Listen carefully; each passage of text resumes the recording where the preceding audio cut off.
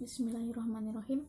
Assalamualaikum warahmatullahi wabarakatuh. Halo teman-teman semua. Di sini saya Novita Dwi Astuti akan menjelaskan apakah itu pemahaman dalalah dan lafadz nas. Tentunya dengan kedua rekan saya, Al-Hidayatus Sholihiyah dan Muhammad Badrut Tamam, yang tentunya nanti akan menjelaskan lebih mendalam apakah itu pemahaman dalalah dan lafadz nas.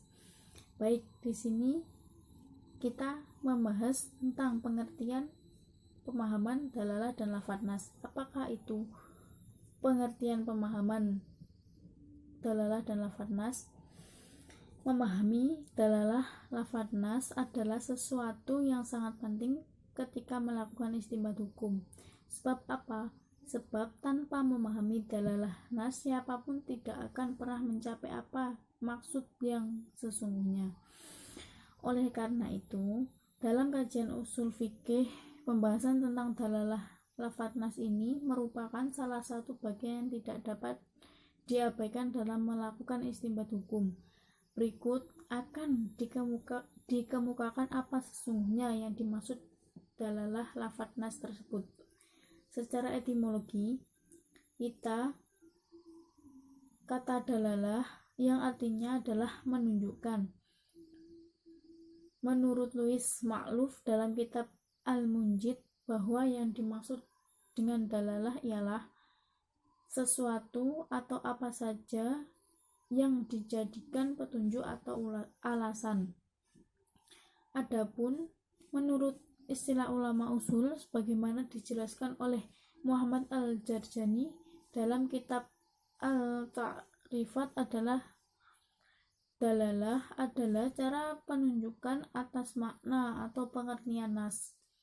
Dari pengertian di atas, baik pengertian secara bahasa maupun istilah, dapat dipahami bahwa yang dimaksud dengan dalalah dalam hubungannya dengan upaya memahami nas ialah suatu petunjuk lafal kepada sesuatu pengertian yang bisa dipahami dari nas itu sendiri.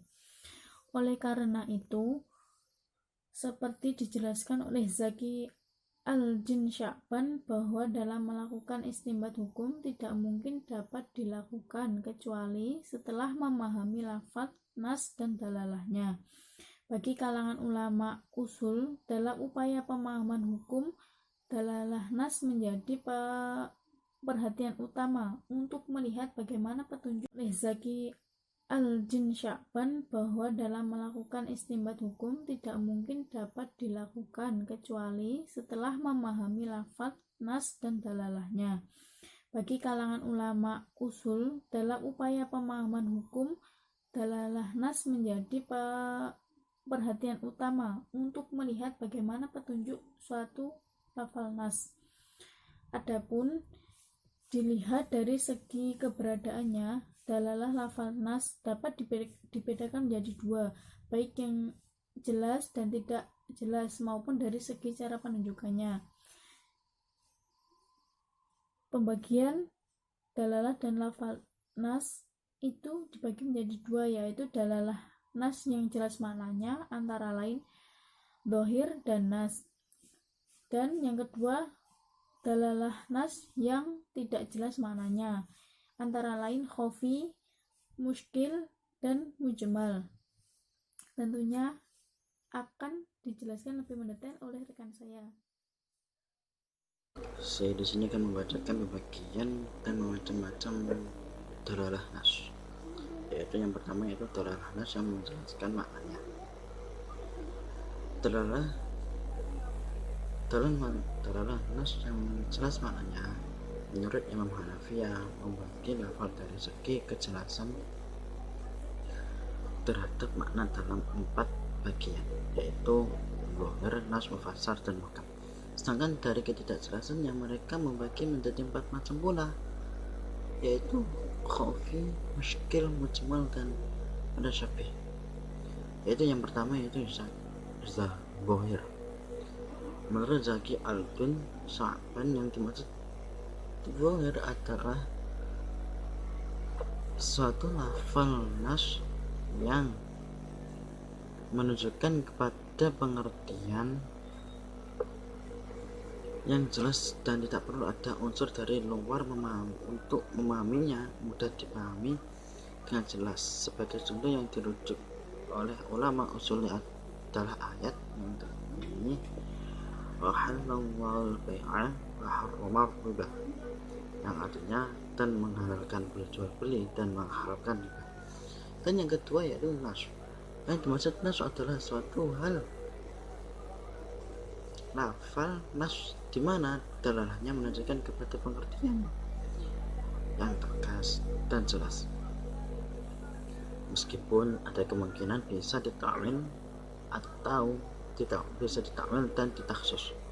Pemahaman seperti ini diperoleh dari susunan kalimatnya sendiri.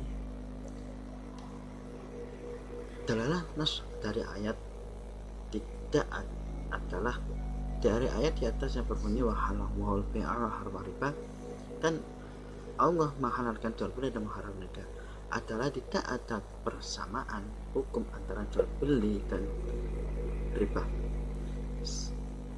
Pengertiannya diambil dari susunan kalimat yang menjelaskan hukum. Di sini nas lebih memberi kejelasan daripada zahir halalnya jual beli dan haramnya riba, karena maknanya itu diambil dari pembicaraan, bukan rumusan bahasanya. Yang kedua yaitu dalalah nas yang tidak jelas maknanya. Yang pertama yaitu khofi. Menurut bahasa al-khofi adalah tidak jelas atau tersembunyi, sedangkan istilah seperti yang dimaksudkan oleh ad-Dawsi adalah suatu lafal yang maknanya tidak jelas karena hal baru yang ada di luar lafal itu sendiri, sehingga arti lafal itu diteliti dengan cermat dan mendalam. Yang selanjutnya yaitu muskil. Menurut bahasa muskil artinya sulit atau sesuatu yang tidak jelas perbedaannya, sedangkan menurut istilah seperti asyarsi ialah suatu lafal yang tidak jelas artinya dan untuk mengetahui diperlakukan adil atau qarinah. Selanjutnya itu mujmal. Karena mujmal menurut bahasa yaitu global atau tidak terperinci, sedangkan menurut istilah yang dikemukakan oleh Dr. Zukiyuddin Sa'ban, mujmal adalah lafal yang belum jelas maknanya, yang tidak dapat menunjukkan arti yang sebenarnya apabila tidak ada keterangan lain yang menunjukkan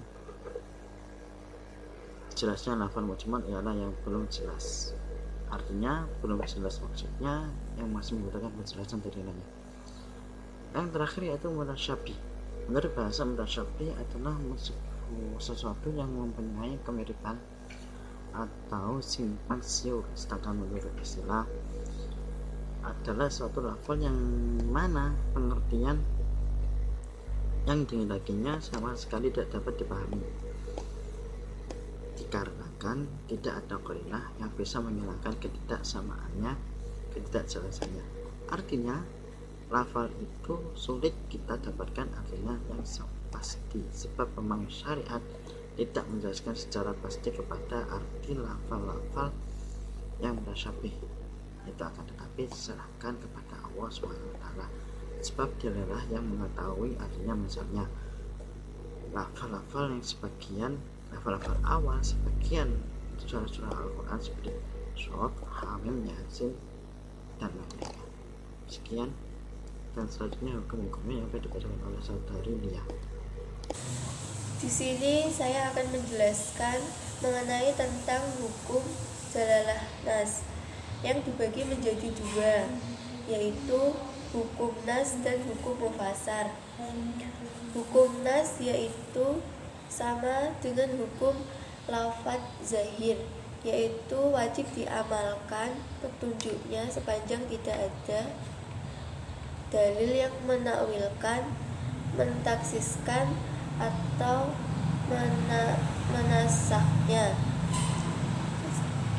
Di antaranya satu mufassar, Yang dimaksud dengan mufassar adalah suatu lafal nas yang menunjukkan kepada suatu ketentuan hukum yang menunjukkannya, seperti sangat jelas dan tidak ada kemungkinan untuk ditakwilkan dan ditaksiskan. Atas dasar definisi di atas, maka kejelasan petunjuk mufassar lebih tinggi daripada zahir dan nas. Hal ini karena petunjuk zahir dan nas masih terdapat kemungkinan ditakwilkan dan ditaksiskan. Sedangkan mufassar, kemungkinan tersebut tidak ada. Yang kedua adalah hukum mufassar wajib diamalkan seperti qadhi sepanjang tidak ada dalil yang menasaknya. Lafaz mufassar tidak mungkin dipalingkan artinya tidak zahirnya, karena tidak mungkin ditakwilkan dan ditaksiskan, melainkan hanya bisa dinasah atau diubah apabila ada dalil yang mengubahnya. Seperti hukam. Hukam menurut bahasa adalah berasal dari kata ahkama yang berarti atqona, yaitu pasti dan tegas. Sedangkan menurut istilah, yang dimaksud hukam adalah suatu lafaz dalalahnya menunjukkan arti yang jelas dan terang, sehingga tidak memerlukan atau menafsirkan atau takwil, juga tidak menerima nas. Dalalah yang dikelompokkan pada tingkatan muhkam ini memberikan petunjuk kepada ketentuan yang mendasar dari pokok-pokok ajaran agama, seperti tentang keimanan Allah, malaikat, para rasul, dan hari akhirat. Wassalamualaikum warahmatullahi wabarakatuh. Wassalamualaikum warahmatullahi wabarakatuh. Sekian dari